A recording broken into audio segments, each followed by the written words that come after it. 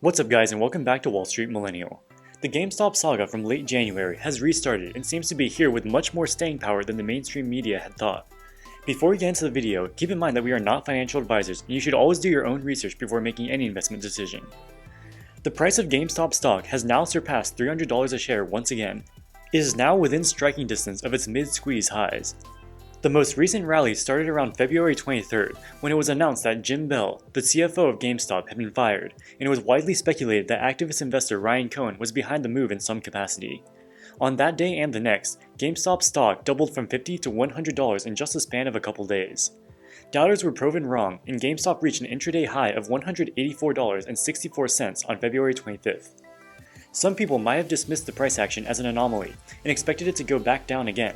But on February 26th, GameStop reached its low and has only been up ever since. According to TheStreet.com, short sellers have already lost $11 billion so far this year. And with about 27.7% of the outstanding float still estimated to be shorted as of March 9th, according to S3 Partners, that means that at least about $2 billion worth of stock is probably still being shorted, and possibly as much as $5 billion going by the most recent stock price as of the writing of this video. That means that roughly at least the same amount of money has been invested in shorting GameStop stock right now as compared to before the original short squeeze. Meanwhile, the stock has almost 10x in the past couple weeks. You would think that less than 1 month after the original short squeeze, and literally in the same exact stock, that short sellers would have learned their lesson by now, but apparently not. The Wall Street establishment is undoubtedly frustrated by how well GameStop is doing. Ahead of the Senate Banking Committee hearing on GameStop, classic CNBC anchors that criticized Wall Street Bets investors interviewed Senator Pat Toomey from Pennsylvania on whether or not the retail investors were to blame for anything. He comes out from the start saying that he does not agree with any idea of stopping trading in GameStop just because the stock is going to the moon.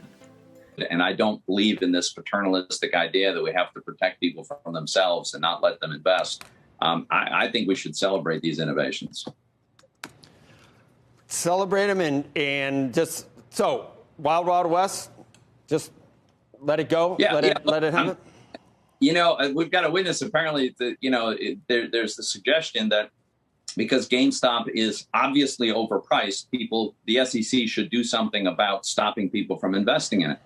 Well, I don't know. Was Tesla fairly priced at 1,500 times earnings? Is it fairly priced today at 1,000 times earnings? I don't know. Neither does the SEC. Neither of us should be telling people what they can buy and what they can't buy.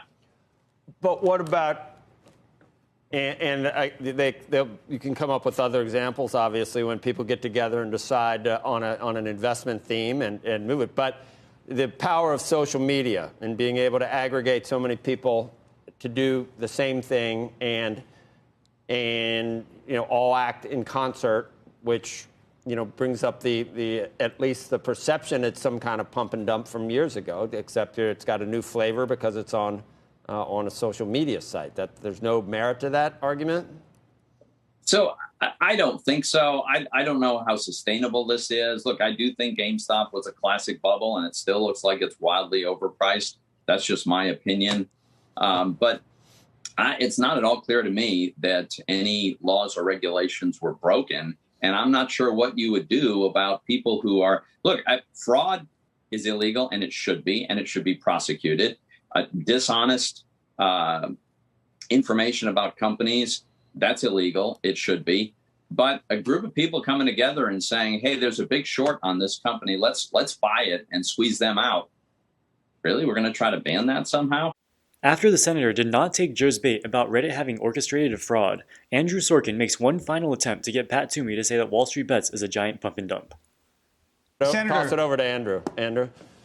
Senator, my understanding is it is illegal if you and myself and Joe and Becky decided that we were going to make a decision as a group to go buy shares of Apple or Tesla or whatever, whether it's a short squeeze or not. If we have this conversation together and then we go and we buy up a significant amount of shares, that unto itself, under the current law, is not allowed. Well, I'm not a lawyer, but that strikes me as a very, very broad interpretation of the law, Andrew. Aren't there investment clubs where people get together all the time and they discuss ideas? And I imagine sometimes a consensus emerges and everybody goes out and buys a stock. Are those people all routinely breaking the law? The recent rally in GameStop shares is largely predicated on the belief that Ryan Cohen will successfully transform the company into an e-commerce and digital gaming powerhouse. On Monday, GameStop announced a new strategic planning and capital allocation committee composed of Ryan Cohen, Alan Adel, the former chief marketing officer of Chewy, and Kurt Wald, another activist investor. Ryan Cohen serves as chairman of the committee. The purpose of the committee is to identify initiatives to accelerate the company's transformation. The company is also actively searching for a new CFO with relevant technology and e-commerce experience. But what strategic changes is Cohen likely to actually implement? In November of 2020, when he initially made his investment, he sent an open letter to GameStop's management team titled Maximizing Stockholder Value by Becoming the Ultimate Destination for Gamers.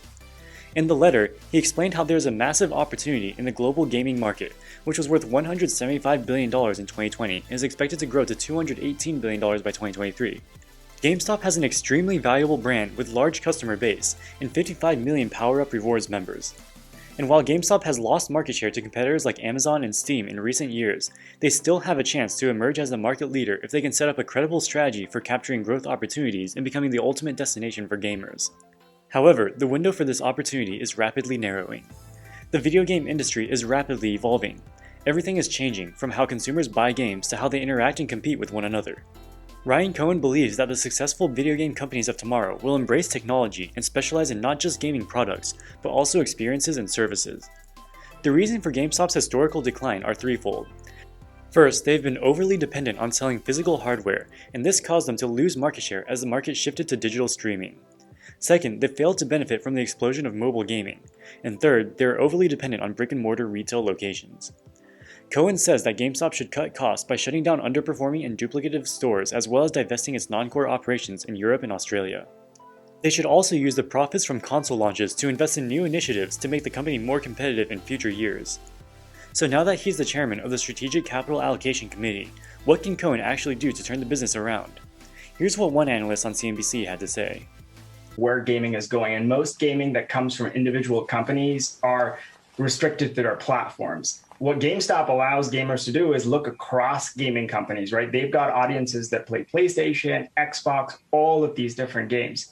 And when you think about where we are, we're at the infancy of a market that's about to start to get into digital content, real community experiences. Esports is picking up in a big way, streaming services. So, my thing about digital transformations is they're kind of like a little bit like an iceberg. What the customer sees is important, but what you have to do underneath that organization to kind of prop up the bit that's above the surface is critical. And what I think Ryan and the team at GameStop are doing is basically saying we got a long way to go to just fix the basics. If we can get things like e-commerce working for us, if we can get collect in store, if we can get communities going, if we can get more digital content engagement, certainly a long way to go. But I definitely think that there's a lot of room for them to grow from where they've been and are today.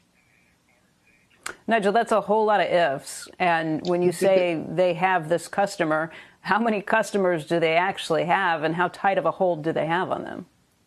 Well, I think you can look at, I'd say, not justifying necessarily what the stock's doing, right? But just thinking about the strategy of the company more broadly. As you said, they've built businesses like Chewy, this team. And they understand that, while the economic moat is what you tend to focus on, right, which is effectively the kind of famous Buffett principle of all of the traditional sources of value. My sense is now if a business can actually start to figure out how to, focus on the experience, really bring some engineering capability, get new products and services out there, use data to constantly iterate on the business, there's no reason why a Disney, who many people have written off, can't rival a Netflix, right? And I feel like that is the journey that they're on. I mean, it's a long road, like you said, and there's lots of ifs, but certainly something that I think is a viable proposition. While the gaming console companies like Xbox and Sony do offer digital downloads for games, they only offer games for their own platforms. You can't buy a PlayStation game on the Xbox Live store. If GameStop can leverage its website, Gamestop.com, to offer digital downloads of games across all platforms, this could represent a massive value proposition for consumers as one-stop shop for their gaming needs. Another massive growth area in video games is mobile gaming. If GameStop can do something with their GameStop app related to mobile gaming, there could be potential there as well. It is unclear what exactly GameStop will do to turn around the company, but it seems that most GameStop shareholders are extremely confident in Ryan Cohen's ability to lead the transformation.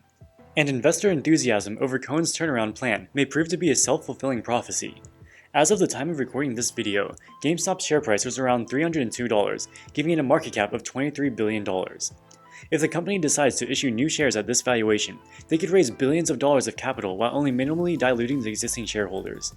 As chairman of the Strategic Capital Allocation Committee, Cohen could use these billions to build out GameStop's e-commerce and digital capabilities, just like he did with Chewy back in the day. Alright guys, that wraps it up for this video. What do you think about GameStop? Do you think Ryan Cohen will be able to transform the company? Has the share price gotten ahead of itself in the most recent rally? Let us know in the comments section below. As always, thank you guys so much for watching, and we'll see you in the next one. Wall Street Millennial, signing out.